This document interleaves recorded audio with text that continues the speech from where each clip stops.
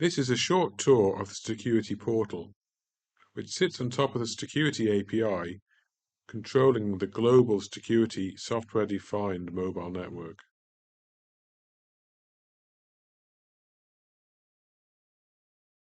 The starting point is what we call a VSlice. A VSlice is similar to what AWS have in their VPCs, or at Microsoft Azure you have virtual networks. It's a slice through the network that allows the customer, the end user, to configure to meet their needs. In our model, a customer can create as many VSlices as is needed. They might have one per site, they might have one per downstream customer, or one per environment. So, for example, production, staging, development.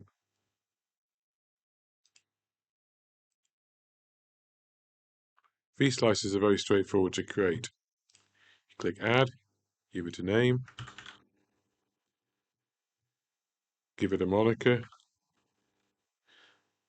The name is typically a human-readable form that's shown in the portal, and a moniker is the tag you want to use to refer to this object if you use the API.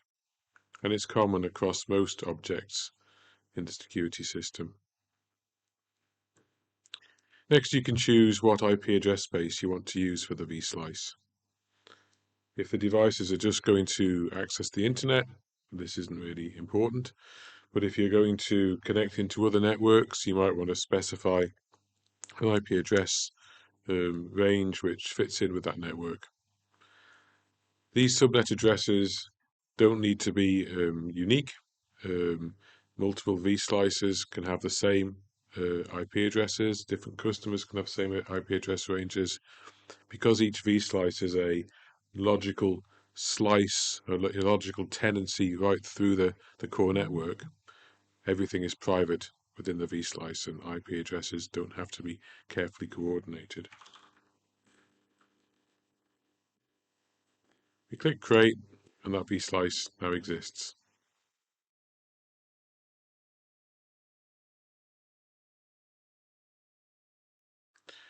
So the next level down, beyond VSlices, is Endpoint Groups. So if a VSlice was for a particular site, for example, it might be a port area or an outdoor event, you then create Endpoint Groups to define each type of device which is going to be in those sites. So if you're organizing a big outdoor event, such as a music festival, you might have an endpoint group for your EPOS machines, an endpoint group for ticket machines, an endpoint group for environmental monitors. So you can create as many endpoint groups as required. So we click Add, we choose the VSlice that we want the endpoint group to reside in, give it a name, again a moniker, and then there's 4 types of policy which we have to select in order to configure how the endpoints in this group will behave. Regional policies, operator policies, event maps, and routing policies. I'll talk through each of these in turn, starting with operator policy.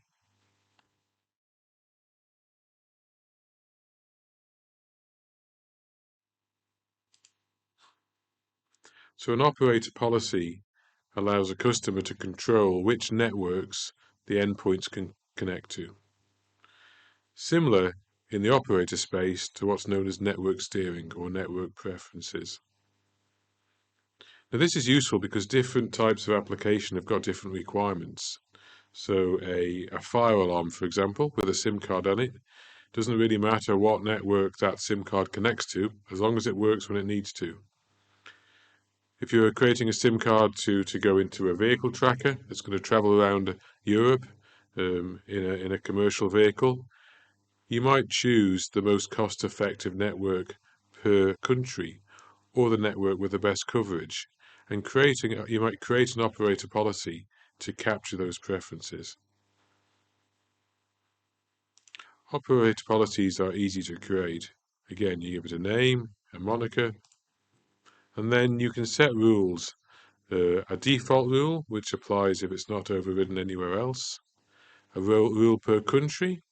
And if you want to be more precise, rules for each network in that country. So for each entry, there are 4 possible values.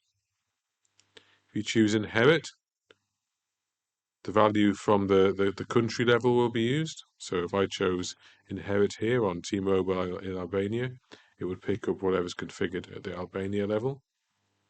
In this case, the Albania level is also set to inherit, so it would pick up the value from the default, which is reject. The next option is allow, which allows the device to attach. It overrides what's specified elsewhere. You can specifically reject a particular network, so it's blocked, or you can choose a network as fallback.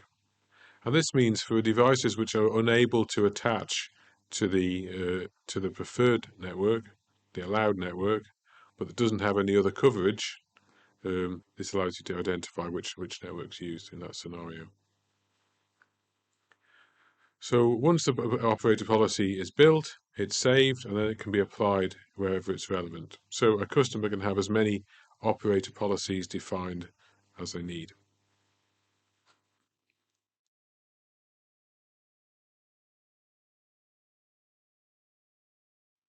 The next configuration policy is a regional policy. Regional policies are used to control the route that data takes when roaming, the route that's used for SIM cards based on their location. So you might want to control, keep data in a particular country for regulatory reasons.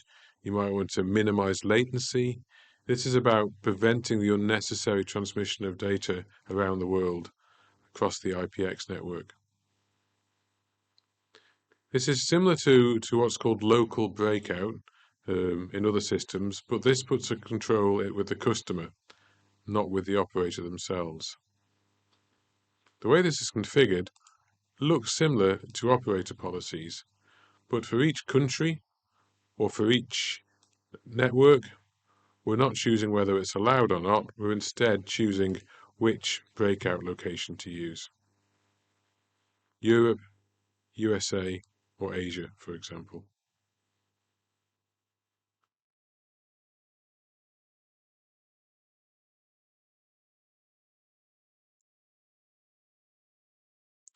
The third type of policy that's defined on an endpoint group relates to events and event maps.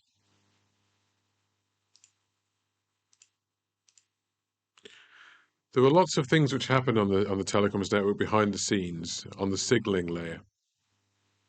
When a device moves around, attaches to a network, runs into difficulties, or if a user takes a SIM card out from one device and pops it in another, the network knows about this. This information is transmitted using signaling.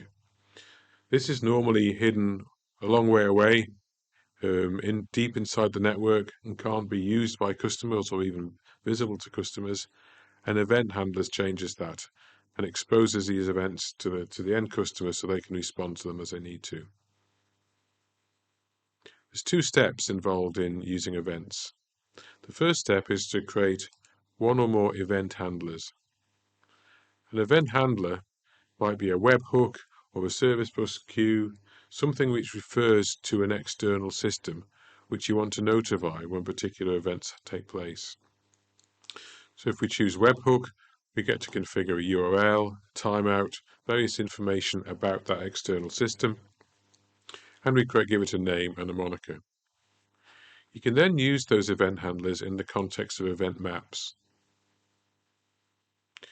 So an event map allows you to associate particular types of events with particular event handlers. If I go into an existing map, you can see there's a name, there's a moniker, and this is where we define what we call subscriptions, and this is setting up that association. So there's a big long list here of different things which can happen on the signaling network. So for example here, we've said that if the country that an endpoint is in changes, this is the event handler we want to notify. Similarly, if a device runs into difficulties establishing a data session, if you want to be notified about that, which could be out of credit, it could be a configuration issue, we can open up this endpoint data session create failed, click subscribe, and choose one of the event handlers that you've created previously. Add that in, and then that handler will be notified when those events take place. Irrespective of whether you've subscribed to any of these events or not, they're all stored and accessible. So we can go into the event viewer here, choose a particular type of event that we're interested in. Let's say data session created. And we can see occurrences of those events. We can also expand each of those events, and we can see the data which would have been pushed to that event handler should the subscription been in place. So in this case, we can see the APN that's configured. We can see the technology in use is EUTRAN. We can see that it's connected to Manx Telecom on the Isle of Man, 23458. You can see the serial number of the device it's installed into, and information about the location that the device is in, the approximate location.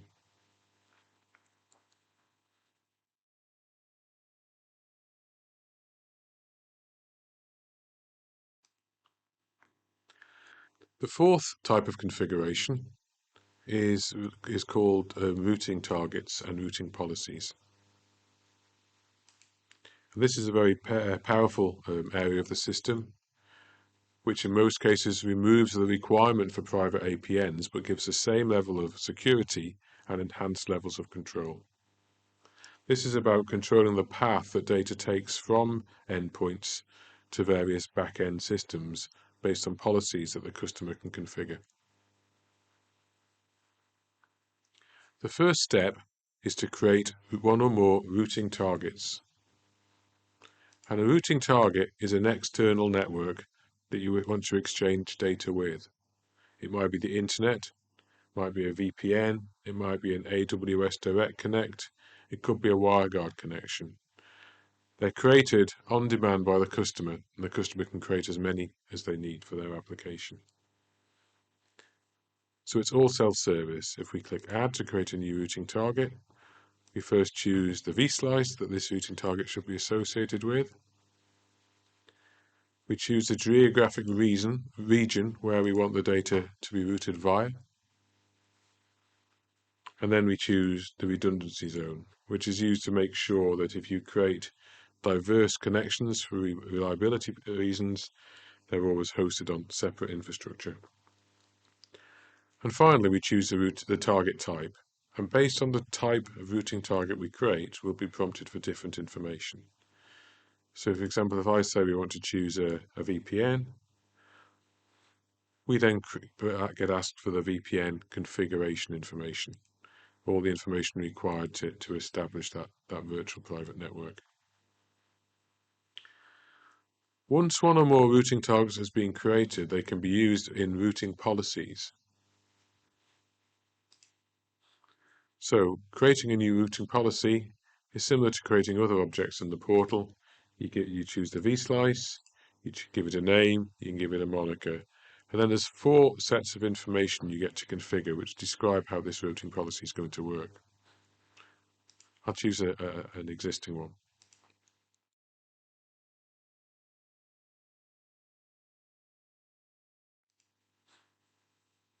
So in this particular case, there are 3 rules shown, and these will be applied to each packet one by one to decide how that packet is handled. The first rule here that's being configured says any traffic in the uplink direction, in other words, originated from the device, from the endpoint, outbound, if it's addressed to this particular IP address range, we want to forward it over a routing target which has been built previously called WireGuard server.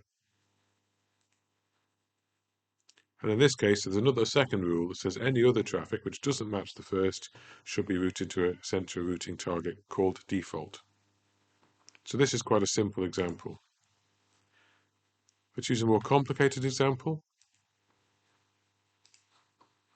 This particular rule policy has multiple rules in, matching different applications and routing them via different various VPNs and paths to get to their destination.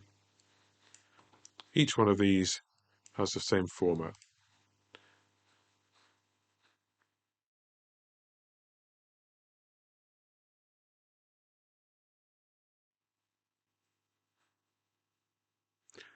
As well as routing policy rules, the routing policies contain configuration for edge services. Edge services are functionality within the Stacuity network which is accessible by endpoints without having to route externally. So this, for example, it could be where you want to expose a device to a web interface to the outside world via HTTP, or whether you want to use an embedded terminal to get remote access to the device, or whether you want to do traffic capture or monitoring for diagnostic purposes. You enable these as required in the routing policy.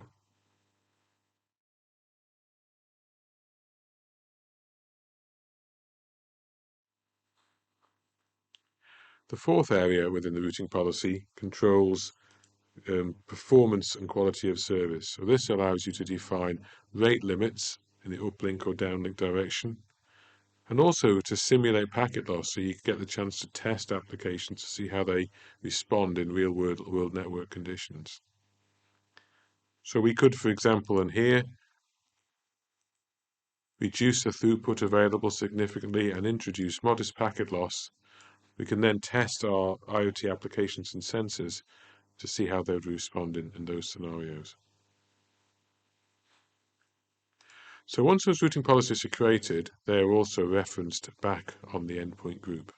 So if we go back to the endpoint group we looked at previously, we can see the operator policy. In this case, there's none chosen for this group. The regional policy, the event map, and the routing policy. We'll look now at some examples of actual endpoints that are in operation.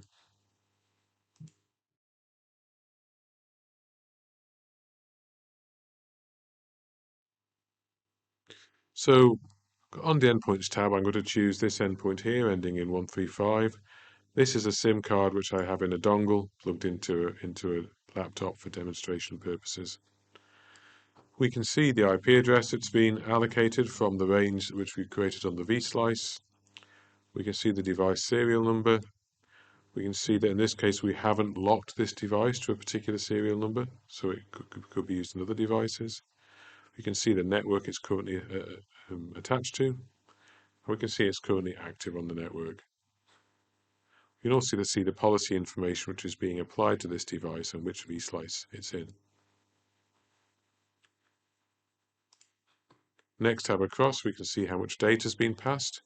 You can see over this last hour period that there's been 4.2 million bytes allowed, 4,800 bytes which have been blocked because they don't match a rule in the routing policy, or the rule has been configured to specifically block. We can go back to whatever period we want to look at that data. We can also look at the events which have happened, similar to where we saw on the event handling part of the system, but these are the events specific to this particular device.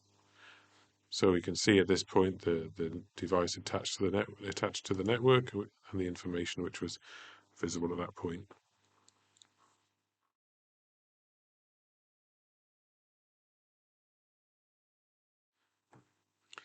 If we wanted to diagnose a device to see what data it's sending, maybe it's not performing as expected, or there's more data than we expected it to pass, we can perform a real-time packet capture on any device at any time. Let's go to the Packet Capture tab, click Start, and it's now recording the packets to and from that device as they pass over the network. In this particular case, this device has just got a continual ping message to a DNS server. So if I click Stop, I can go in and view, and I can see those packets.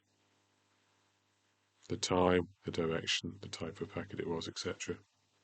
If we wanted to diagnose in more information, in more detail, we can create a Wireshark file, a PCAP file, to analyze the minutiae of the packets.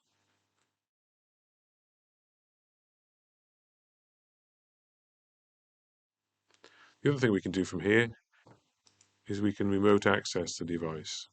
So if we want to log into that device remotely to do some troubleshooting or to change configuration, rather than have to put the device on the internet or set up a VPN, we can just access the device in real time through the browser.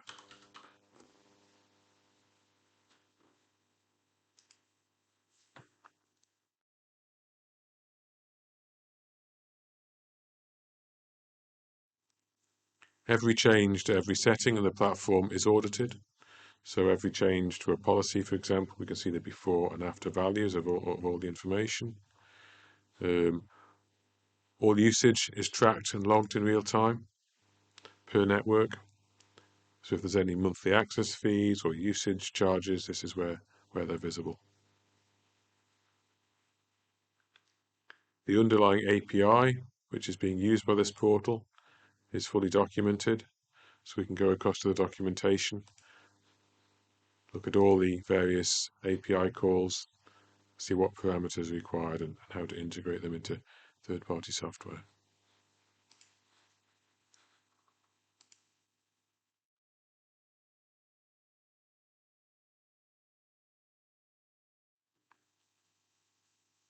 And that's the overall summary of the portal. So to recap, the portal sits on top of the Stacuity API, which is used to control our global network, our core network and our edge sites. And it allows customers to create virtual slices through that network for their own purposes, which are closely tailored to the needs of each use case. More information is available on our documentation site and our website, or please get in touch if you need more detail.